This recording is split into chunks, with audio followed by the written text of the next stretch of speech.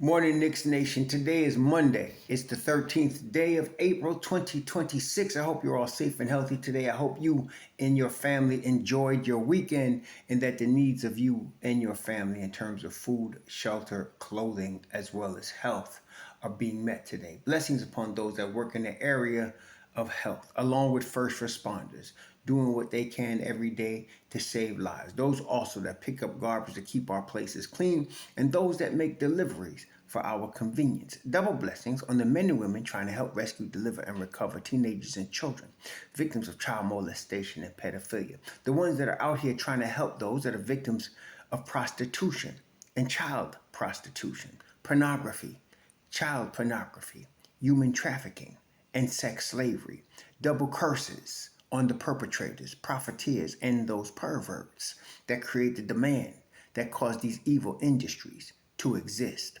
Finally, double blessings on the homeless. More than 700,000 men, women, children, families, senior citizens, military veterans, homeless in the United States of America. Blessings upon them. For theirs is the kingdom. There was a basketball game last night at Madison Square Garden. The New York Knicks lost to the Charlotte Hornets 110-96. Now, there's a lot more to this story than just the Knicks versus Hornets. The Knicks already clinched the third spot. Yesterday's game, they rested all their rotation players, exception of Mikal Bridges, which only he played 23 seconds just to get the 630-something game streak, continue that going. So basically, they rested all their rotation players except Deuce, except Clarkson, and except Alvarado, and Huporti. Well, really, Deuce and Clarkson, the most important ones. And the point of this game yesterday was just to sharpen those players in their roles. Very important. If you want to win a championship, you got to have role players playing their specific roles at high levels in their roles. Okay? Everybody has a role. Now, the first five, everybody knows their role in the starting five. Mitch Rob knows his role. Shamet knows his role. They were all rested yesterday. Deuce also knows his role, but Deuce is coming back, as we know, from a long hiatus from surgery he had earlier this season. So Deuce needed to get back in there just to make sure he put some shots up in the flow and felt confident. He was fantastic yesterday. 4 of 7 from 3. He scored 21 points, and he only played 24 minutes. So basically, in 2 quarters, he scored 21 points. His shot looked smooth. It looked tight. Defense, of course, was tight. So he's ready. And then he sat for the rest of the game. Then, of course, Jordan Clarkson played 16 minutes. He didn't shoot the ball well, 1 of 5, but he really was just facilitating mostly. He was missing some chippies that he would normally hit. He's going to be fine as we go into the playoffs. He only played 16 minutes. That was enough for him. Jose Alvarado, though, played the majority of the minutes at the point guard, 34 minutes, 16 points, and he was minus 19. The real problem was in the second unit, and this, I feel, is a sort of a trap for Atlanta. I told y'all yesterday, Atlanta wants the Knicks, okay? They sat their whole rotation yesterday, okay? So they were going to lose yesterday to the Heat. I did not know Orlando was that bad. I watched the end of the Orlando game yesterday, and Orlando's body language, I have never seen this particular Orlando team with these players on it. I have never seen body language so poor. They just looked like a defeated team. The spirit was gone. Whereas Boston's second unit was looking lively and hopeful and hyped. Okay, so Orlando, and they were going back and forth. And then at the end, Bane hit an important shot and some important free throws. But then Luka Garza hit that dagger, a 3-dagger. That was, and it wasn't that they were playing bad defense in terms of the Magic in that particular play. It was just emblematic of how the Magic season has gone. And I don't know what the Magic are going to do because they just traded away a lot to go get Desmond Bane, who's in his prime. They got some really powerful corner pieces. Talking about lottery picks, Franz Wagner, Paolo Banchero, Jalen Suggs. all of them lottery picks, similar to Detroit. But Detroit obviously is going to the next level, and Orlando, unfortunately, has regressed badly. So you got to figure, Atlanta knew that the Raptors were going to beat Brooklyn. And they also knew that there was a possibility that Orlando was going to lose to Boston. And that means they were kind of looking for the Knicks. The Knicks know this. They're not going to make a big deal of it because the media just wants that drama. The Knicks are smart, from the Don to the coaches to the players, not to play into that stupidity of drama. But Atlanta did want the Knicks. Atlanta feels like, you gotta figure that their coach and staff in Atlanta think that they saw something that they can exploit against the Knicks. The Raptors were from what I read, the Raptors were cheering when they saw Garza hit that shot because they didn't want to deal with the Knicks, and they get the 5th seed. Okay? But Atlanta wanted the Knicks. So you got to figure Quinn Snyder sees something. Yesterday, I got an idea what they think they saw. Yesterday, for example, now this was the Knicks reserves, and it wasn't even all their reserves, because there's some players, that play well, I'm just saying, but they ain't going to play. Like Alvarado, unless somebody get hurt, you ain't going to see. He's not getting rotation minutes in the playoffs. He might get 6 or 7 minutes to spell somebody, but he ain't getting no rotation minutes. The rotation minutes are going to be 9 guys. Mitch, Deuce, Shamet, and Clarkson. You might get a little Kumo D. You might get a little Alvarado. But that's about it. But so the rest of the guys that were playing yesterday, guys that you won't see. But the problems were very similar to the problems we saw earlier in this season with this regular rotation, which tells me it was adjustments that the coaching staff needed to make. And what that problem was 3-point, and I mentioned it, 3-point shooting defense, especially shooting from the weak side, leaving shooters open on the weak side of the floor and giving them, when they catch the ball, too much time to hit that 3, okay, from the weak side. So yesterday, for example, Charlotte put up 52 threes. They shot 37% from the 3-point line. Okay, that was not accidental. They wanted to shoot threes against the Knicks. That is the Achilles heel of the Knicks. Last year, it was pick and roll defense between Cat and Brunson. The Knicks have cleaned that up, particularly because Cat has made the commitment to improve, which is what all of us wanted to see at the end of last season going into the summer. Can Cat improve his 3-point defense, reaction time, stepping up, guarding, moving his puppies? And he did. He has. Okay. And so it's him and Brunson. So now teams are going to try to get weak side open looks on the 3-point line against the Knicks. That means that you're talking about Brunson again, Mikal Bridges, and you're talking about Josh Hart, knowing where they're supposed to be on the floor. Josh Hart particularly would get lost on defense on these plays, and Brunson will fall asleep, and a more athletic Jalen Johnson type will either flush it on him, or he's drifting too far down into the lane and not quick enough to get back to the weak side shooter, 3-pointer. Especially, we saw how Nicole Walker-Alexander basically exploited that big time, so that even when the Knicks would get on him in a timely manner to close off that 3, he started getting hot and wasn't missing nothing with players draped all over him. So in the playoffs, that's going to be a strategy that Atlanta is going to try to use against the Knicks. Look for open 3s on the weak side. Now, if I know it, you got to know Coach Brown knows it, because they was trying to address that as we closed the season. And so it wasn't addressed in the second unit, end of the bench unit, because I'm not saying that they didn't practice it. What I'm saying is they didn't play to get better at it the way of course, the regular rotation would. So it was a weakness yesterday. Now, if you look at all of the stats now, okay, so the Knicks were out-rebounded on the defensive end of the floor. 39-46. They were out-rebounded on defensive end, 34-27. Offensive rebounds were the same. The Knicks had 25 assists. Charlotte had 27. Knicks had 10 steals. Charlotte had 7. The Knicks had 11 turnovers. Charlotte had 18. The Knicks gave up 11 points off their turnovers. Charlotte gave up 21 off theirs.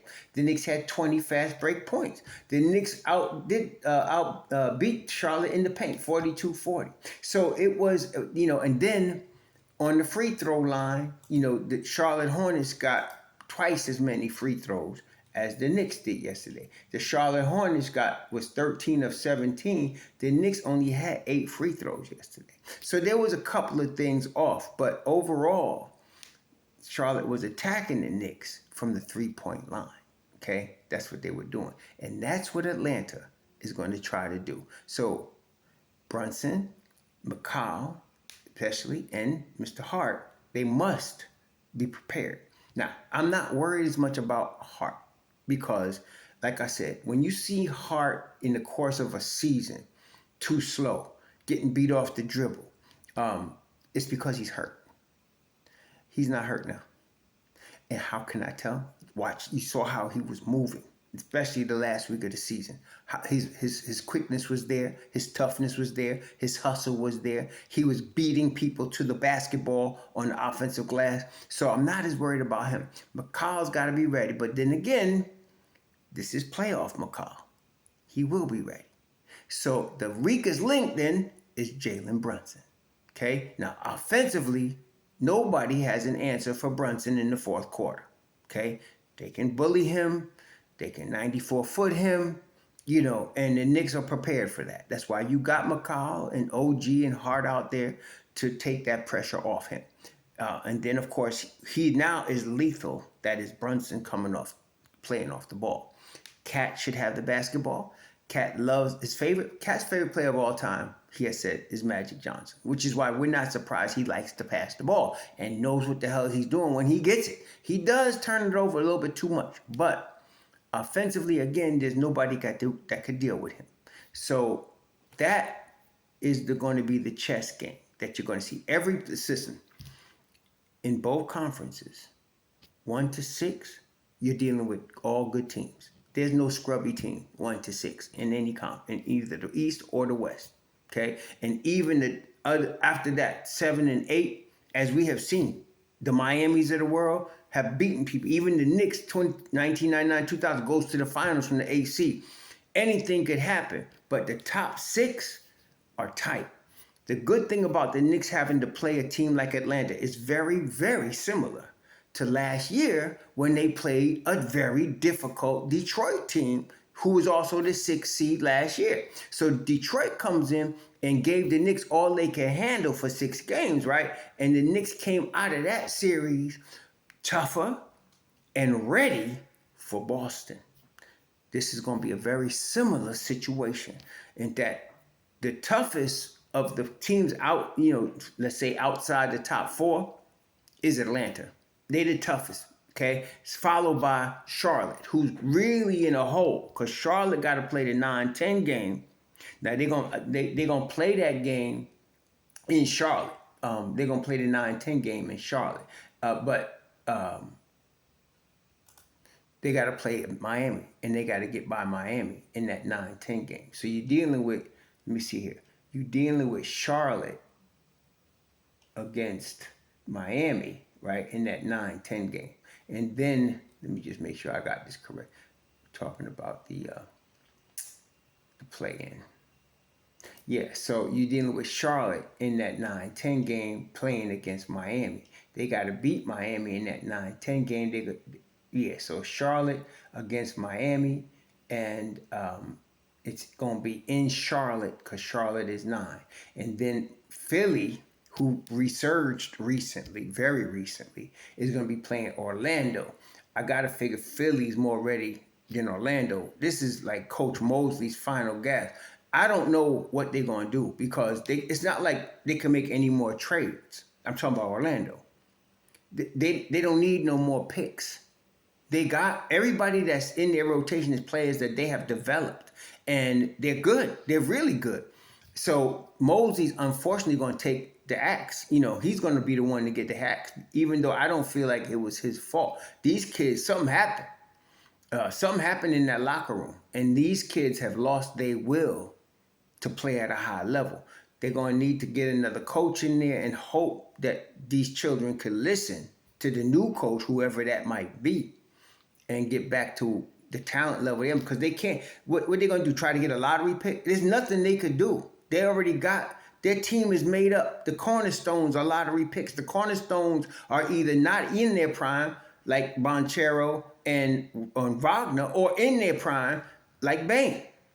So what they going to do? I mean, they just got to play this out with the same roster. They just got to get somebody. I mean, apparently, unfortunately for Jamal Mosley, who's an excellent coach. Matter of fact, if they do cut homeboy loose, I wouldn't mind him joining the Knicks staff. I would not. Not at all. And somebody going to get that Bucks job because Rivers is out. So somebody going to get that Bucks job. It could be Mosley. I mean, I don't know. But how could a team... You going to get fired from the Bucks. He going to get fired. How could a team with a Giannis on it being not even in the play-in? You going to get fired. So that he's gone. Rivers is gone. Mosley, if they lose, especially if they lose in this 7-8 game to Philly, which is likely, he's gone. Okay? I don't know who they're going to bring in, but that's their problem. For us, Atlanta is going to be a tough team. We understand now, just like when we played Detroit last year. Detroit had Malik Beasley and Aaron Nesmith hitting open threes, if you recall. Okay? They had, not Aaron Nesmith. He's on Indiana. But Malik Beasley was getting open threes, and then he got hot. And even when they started guarding him, he was still draining threes, okay, at the end. We got him because he had to try to guard Brunson, which he was doing a good job. I think he fouled out in the crucial game, but that's the same attack Atlanta's going to do, except you're going to see Nicole Alexander-Walker, you're going to see C.J. McCollum, you're going to see other guys. You're going to see Onyeka Okongwu, who could shoot three on the weak side of the floor, okay, trying to get that three. And then they're going to want to get Jalen Brunson on the weak side of the floor against an athletic guy like especially Jalen Johnson, that can take him low, cut behind him, and flush on an alley-oop. That's what they're going to be looking for. The Knicks know this, okay? Got to be aggressive, got to be physical. The Knicks have been doing an excellent job in the last 2 weeks, I say, of the season, boxing out. Excellent, finding a body. Excellent job of doing that. Now, the starting five we know. Atlanta has a good bench, but they got no answer for Mitchell Robinson. On the boards, they got no answer for him, okay? And the way Mitch Rob is moving his feet and protecting the paint, you add to that Shamet and Deuce, and you add West 4th Street to that, the Knicks got a dynamic bench, and everybody knows their roles. So I'm really liking us against Atlanta. It's not going to be easy. It ain't like we could just write Atlanta off. If you do that, they'll lose. And that's what I like about playing Atlanta. Nobody, and it starts with a Karl Anthony Towns. When he disrespects a team, it shows in how he's playing. When he underestimates a team. Okay. He's not underestimating Atlanta. He knows they could beat us. So he's going to be on point. You ain't got to worry about Brunson in the playoffs. Brunson going to be on point.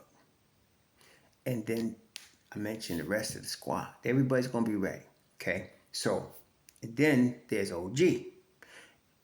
Defensively, you can play OG on Onyeka Okongwu, on pretty much anybody that they put in their starting five. Especially with Atlanta, because Atlanta plays a small ball starting five. Onyeka's like 6'8", and he's their 5. Jalen Johnson's like 6'8", 6'9", okay? So you can put OG on any of them. There's switchability there, okay? OG could guard any of them. So they're going to try to be exploiting Brunson. That's what they're going to try to do. They're going to try to switch and get Brunson against somebody under the basket, or they want Carl Anthony Towns on the perimeter against a Nicole Walker-Alexander. That's what they want. Now, that's why it's important that maybe if Cat can guard a Jalen Johnson, he won't be guarding him on the offside of the floor, I don't think, but that's better for Cat than trying to guard Nicole Alexander Walker, So we'll see. But this is where the playoffs are where the best teams play their best ball, and it's really a serious basketball chess match. So if the Knicks are able to win that first game, which is a very important game in any 7-game series, the home court could be lost in game 1 if the home team loses. Okay, so if the home team loses, you got 3 games in each city, and one team that's supposed to be the visiting team got a 1-game advantage. Okay, so you want to win that first game. So the first game is a must win. Okay, we got to win that first game. That's what lost our series against Indiana last year. You got to win them first game, especially at home. Second game, you want to win that too, but you definitely want to win game 1. You don't want to lose game 1 in your home court. This is where building the home court advantage that the Knicks have built. This is where the record they have at home all season. This is why. Because you want to get to this point in the playoffs where you can defend your home court. That's what this is about. So it's a big game for New York. Atlanta is only in town to try to steal one. That's all they're trying to do. That's all they're trying to do. They're trying to steal one. If they could steal the first one, they'd like to do that. But if the Knicks can win the first one, Atlanta just wants to steal the second one. That's all they're trying to do. Because if you steal the second game, you're Atlanta, right? You done played 2 in New York. You got 5 games left, right? 5 games left. It's like a best of 5, and Atlanta has the home court. That's what they want. Now, in New York, we're not worried about Atlanta. That's MSG too, right? Okay. It's like playing Philly, right? So we're not really worried about that. And this is a big advantage for us, but that's the strategy. Atlanta just wants a split. They're trying to get a split in New York. New York definitely want to win game 1, and then we kind of know what to expect for game 2. Got to guard that weak side 3-point shooter. Okay, this is again where Deuce and Shamet is going to play a big role. See, the starters got to do their thing, okay? But really, in the first 3 quarters of the game, the starters just got to hold their own. Don't get blown out. No first quarter down by 15s. Got to stay with them first quarter. Because you bring Mitch Rob, Deuce, Shamet, and Clarkson off that bench, we good. That's where the game is in our advantage. Right there. Okay, them guys all could play defense at a high level. Shamet and Deuce and Clarkson can shoot at a high level. So that's where we win this series. It's the bench. So that's why getting Deuce acclimated yesterday was the most important thing. Okay, followed by Jordan Clarkson. Your Hoop Porties, your Alvarados, they situational. They're really situational. And you don't want to have to use them if you don't have to. Like I said, I could see Alvarado getting 6 to 8 minutes. Okay? Maybe him and Kumo D, 6 to 8 minutes. Not in the same game now. We're talking about as needed. As needed. Situational. But your 9 guys, those guys are going to play your heavy minutes. Okay? Those guys, especially off the bench, Mitch Rob, Deuce, and Shamet.